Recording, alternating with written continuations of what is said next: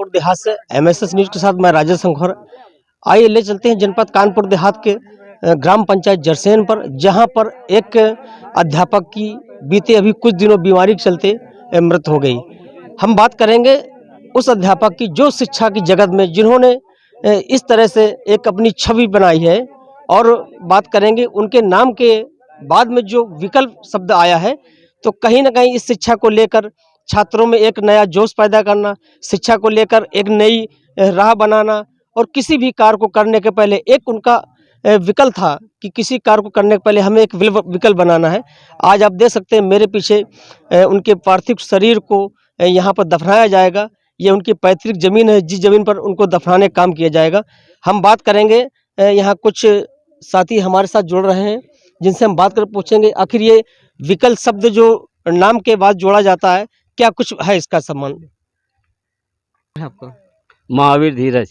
अच्छा, जैसे कि आज शिक्षक की मृत्यु की बात सामने आई है और इनके नाम के बाद जो विकल्प शब्द जोड़ा गया है, किस बात को लेके इनका विकल्प शब्द? ये हमारे श्री रामचंद्र विकल, हमारे मास्टर साहब, हमारे गांव के गुरु, हम लोगों के समाज के गुरु थे, और ये हमेशा समाज के प्रति और गांव के नहीं क्षेत्र के लिए हमेशा विकल जो रहते थे, हमेशा मन को समाज सेवा में विलीन रखते थे, और हमेशा जो है गरीबों के लिए, सोचतों के लिए सोचते थे, और हम लोगों के लिए शिक्षा के लिए ज़्यादा जोर देते थे।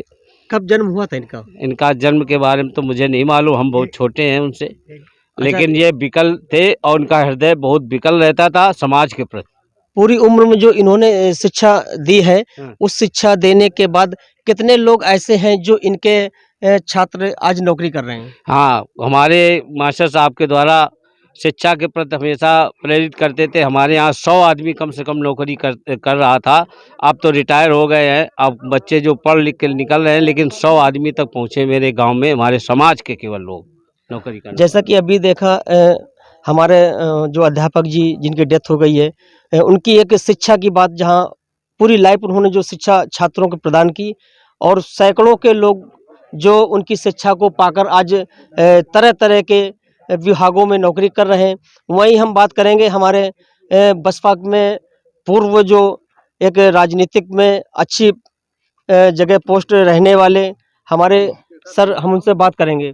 सर, क्या नाम है आपका? अशरफी लाल संखवार।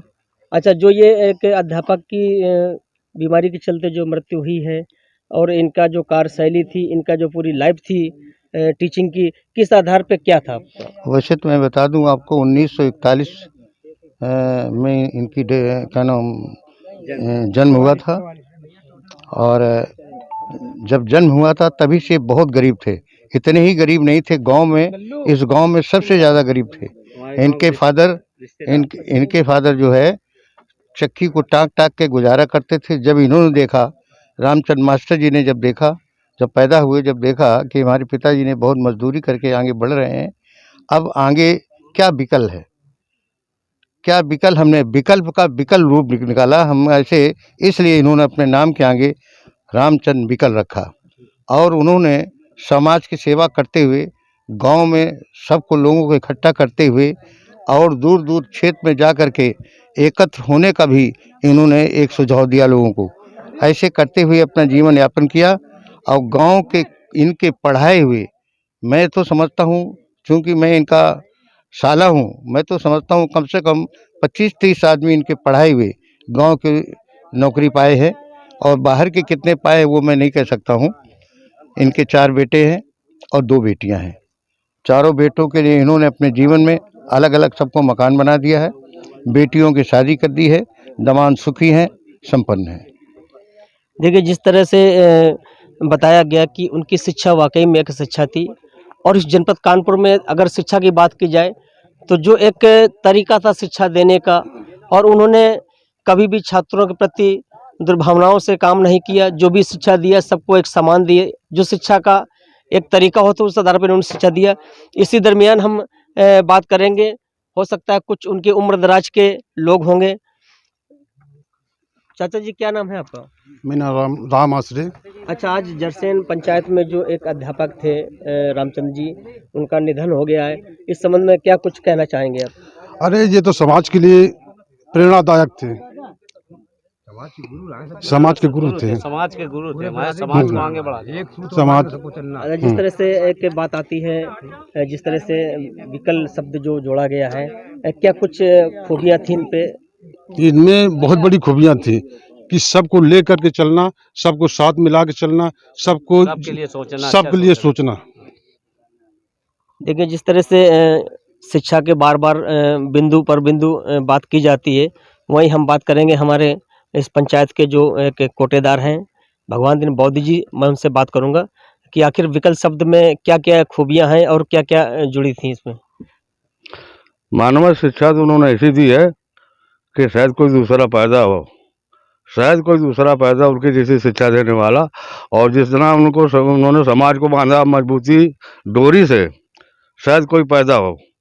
और मेरा अंदाज़ा ये है कि उन्होंने अपना तन मन धन समर्पण कर दिया, तब ये बुद्ध विहार उन्हीं का देन है। सहयोग सबका है, लेकिन विशेषता उनकी ये है कि उनके कार्यकलाप से, उनकी शैली से, उनके कारनामा से आज ये बुद्ध विहार जरसेन का तैयार हुआ। और जो समाज बनी, जो समाज की एकता हुई, ये हमारे विकल जी की देन है। अच्छा, उनके शिक्षा के जो उन्होंने शिक्षा दिया है, कितने लोग ऐसे होंगे जो नौकरी कर रहे होंगे उनकी कार्यकाल में? हाँ, तो अब ये नौकरी करने वाली बात तो ये है कि प्राइमरी में का अध्यापक थे, बाहर रहे वो, तो बाहर रहने वालों को नहीं बता सकते बाहर कितने लोग नौकरी किया। लेकिन गांव के रहने वाले उनकी शिक्षा से कम न को तो 10, 15, 20 आदमी छोटी से बड़ी नौकरी में पहुंच चुके हैं। और मानो बताऊंगा कि अब उनके उस दुख की घड़ी में सब कोई मिल जाए, लेकिन शायद पार पाने वाला कोई नहीं है। और ऐसी मैं आशा करता हूँ शासन। क्या कुछ लग रहा है आप की उम्र में और उनकी उम्र में कितना क्या अंतर था? किनकी उम्र में? आपकी उम्र में और हमारी उनकी उम्र में कम से कम 15 साल का उम्र था, अंतर था। अच्छा, क्या बचपन से लेके उनकी क्या प्रेरणा और क्या धारणा रही है? बचपन से उनकी ऐसी धारणा रही है और उनके पिताजी की भी ऐसी धारणा रही है। उनके पिताजी की ये शुरुआत है, पिताजी उनके जिंदा से जब बुद्ध विहार का शुरुआत हुआ है, तो उनके पिताजी के देन है कि छोटी सी मूर्ति लाई गई थी, हमारे डॉक्टर महेश प्रसाद हितकारी लाए थे और उसको रचना रची हमारे विकल जी के पिताजी ने। तो छोटी सी मंदिर बनना थी, लेकिन जब विकल जी का दिमाग खुला तो विकल जी ने उसका बेहतर रूप दे करके बुद्ध विहार खड़ा किया है।